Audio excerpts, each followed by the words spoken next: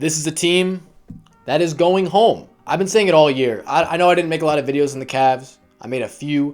One before the season, I talked about how their championship contention window is not open yet. They don't have a championship team for a few reasons. They can obviously continue to build what they have. But this current construction of players, you have about 4 good players on your team. The Suns are kind of dealing with the same thing right now. The 2 4 seeds. We can draw some pretty good parallels here. They both lost their first round game. They both have some great star power. The Suns obviously have a little bit more. And they both have absolutely no depth whatsoever, a lack of three-point scoring ability, especially the Suns, playing against teams that might not necessarily have the same level of star talent, but they are completely outclassed as far as depth goes. You know, the Knicks and Tom Thibodeau teams are always the teams that are going to play their star players 44 minutes a game in a playoff at minimum. We would have seen Julius Randle play 48 minutes if it wasn't for certain reserve guys that they can now play instead, different lineups that they can go to. Thibodeau trusting his 8th and 9th men in his rotation. It's crazy. We've never seen anything like it. The Cavs, on the other hand, it was absolutely brutal to watch. I'm very disappointed in Caris LeVert and his development and the level of his performances this year, and he was absolutely brutal in this game. The Cavs got nothing from their reserves besides Cedi Osman. They got nothing from Isaac Okoro. They were leaving this man wide open. They told him, shoot it. We don't care if you're wide open. He didn't give them a reason to care. Interesting thing we will see a lot of in the playoffs when guys, they play their defensive specialist, guys that aren't the scorers, guys that opponents want to shoot. You notice it's a lot more difficult to make a 3-point shot when no one cares that you're shooting it. When there is a defender that sees you shooting the ball and they don't even move. They just look at you. They might even turn around. Suddenly it becomes really difficult because everything slows down and everyone's looking at you. There's so much pressure to make the shot. And you know that if you miss, you're going to look like a fool. Guys like Isaac Okoro, it makes it hard for someone that maybe doesn't have just an ultra level of confidence that say, fuck it, I don't care if I miss. He misses one, then he misses another one, then he misses another one. And it's like, dude, are you even going to shoot the 4th one? You got to keep shooting it, right? But what if you just miss every time? The Cavs have a problem because Evan Mobley's not going to shoot either. Knicks are a big team. They're a physical team. They can pack the paint. They don't want to challenge Mitchell Robinson in there. If Mitchell Robinson stays out of foul trouble, the Knicks can throw multiple bodies at the Cavs guards. They don't have to stick to the 3 or the 4 in general. The Cavs will have to go small with a bunch of shooters around their guards if they want to create actual space on the floor. You know, you'd think you could win games with your defense, but guys like Julius Randle, guys like Jalen Brunson. Now, Randle, of course, brutal playoff series in his debut going against the Hawks a couple years ago. But that was before he really had anybody else that he could rely on, before he could take a break and not have to dominate the ball, not have to save his team. And he was awful. I mean, it was one of the worst playoff series I've ever seen from a star player. And it honestly made us question the greatness of Julius Randle at the time. Remember, no one was thinking about this guy last year. He had an amazing season this year, and the big difference with this Knicks team is they have Jalen Brunson, who's a guy that can run the offense and take over games, and a guy that's kind of immune to good defense. A lot of the time, we saw it all year. If he shoots his shot in rhythm, it doesn't matter if there's a guy there. He's money. Yeah, the Cavs have a great defense, but if you're getting killed by one-on-one scorers that can just hit shots in your face, and you can't create shots on the other end, you need Donovan Mitchell to do everything, and he was hitting some tough shots. It's not like he was getting easy buckets.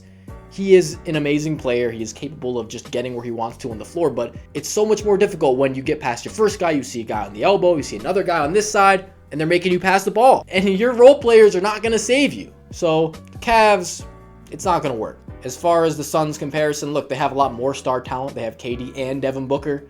So when you're going up against a team that has you beat as far as the amount of bodies that they can play and trust, it's a little bit easier to know that you have 2 guys like that. But at the same time, this team has not been together long at all. They didn't have a full season to mesh and develop chemistry.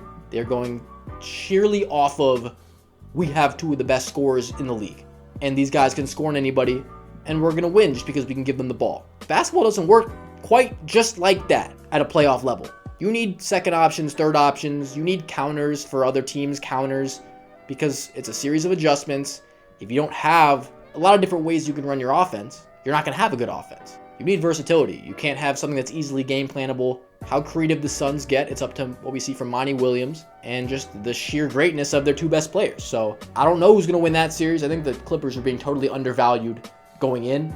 and they're kind of showing the world a little bit of that. But everybody was hyping up the Suns, man. It is absolutely nuts. I will emphasize this. I've talked about this all year, but the Western Conference has never been like this. I don't know if any conference has actually ever been like this, where there is no favorite. The only reason that Denver contends, that Phoenix contends, is because there isn't a giant superpower. There isn't a Bucks or a Celtics. Phoenix, who they've played less than 10 games with this core, and yet they are the favorite.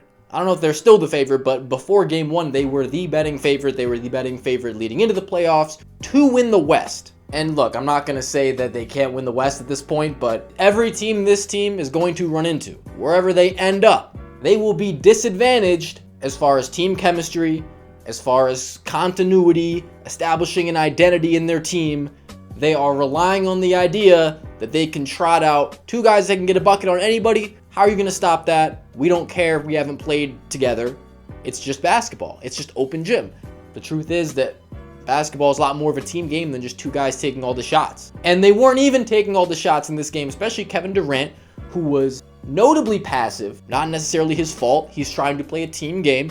You got to respect it. He's not ball hogging, but he might need to ball hog. I would expect 20 to 25 at least. Field goal attempts for Kevin Durant coming in game 2. So the Sixers are taking game 2 again tonight against the Nets. Mikal Bridges, he had a great game in his first playoff game as the guy, as the man.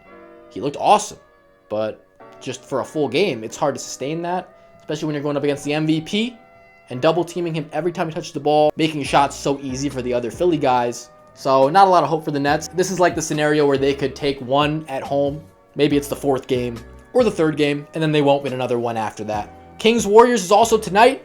Banger game. Now the Sacramento Kings don't have a good matchup for Steph Curry. If De'Aaron Fox is going to be the guy following him everywhere, if he's going to die on the court every game just to hold Steph to 30 instead of 40, I don't think that's a recipe for success. And it was always going to be a problem going into this series because the Kings don't have a guy. Davion Mitchell. How many minutes are you going to play Davion Mitchell? Obviously, you have to get Malik Monk on the floor, and he's got to play big minutes. You see what he can contribute. Kevin Huerter is going to be out there. You need your shooters to space the floor. Davion Mitchell is probably the weakest three-point shooter as far as the guards in this team go. That's why he's not playing that much. He's not an offensive player, but he's the only guy that makes sense to play against Steph Curry. So in spurts, he will have to be out there just as a counterattack. You don't want De'Aaron Fox following this guy all game. Now, down the stretch of the game, we saw it. He can do it then, but even that, you know Steph is going to be taking all these shots. You know it's going to be going through him. Every play they run is designed so that they can illegal screen you and get Steph wide open. So whoever has to take that challenge. Maybe they'll bring Matthew Dellavedova back from the dead. There isn't a good option because your forwards are going to be too slow. De'Aaron Fox has the foot speed, but you need him to generate your offense in the 4th quarter. The Warriors are still going to win this series. If they don't take game 2, they will take game 3, and they will take game 4. Don't get it confused. Kings are a great story. They're so fun to root for. Love watching them play. I would love it if they won this series. I would. But Golden State will handle their business next game. The hungrier team in game 2 is the team that lost. And if you have two teams that are fairly evenly matched, the team that lost is going to win game 2, regardless of where it is, in most cases. De'Aaron Fox is on my All-NBA first team for a reason, but he is in his first playoff series ever. And there will be more counters as far as containing him. Next game, we're going to see a lot of Andrew Wiggins, a lot of Gary Payton on him. They have the facilities to make life tough for De'Aaron Fox, as tough as it can get. And how he responds to that, we will see really how good he is, because the Warriors, even though their defense has been shoddy, really underwhelming at points this year, since they got Gary Payton back, they've been really good on defense. They have what it takes to slow down De'Aaron Fox, and he was cooking from... I don't think he's going to hit all those threes next game. This guy is a slashing player. He wants to get to the basket. If I'm playing the Sacramento Kings, and I have De'Aaron Fox shooting jump shots, shooting threes, I'm living with that.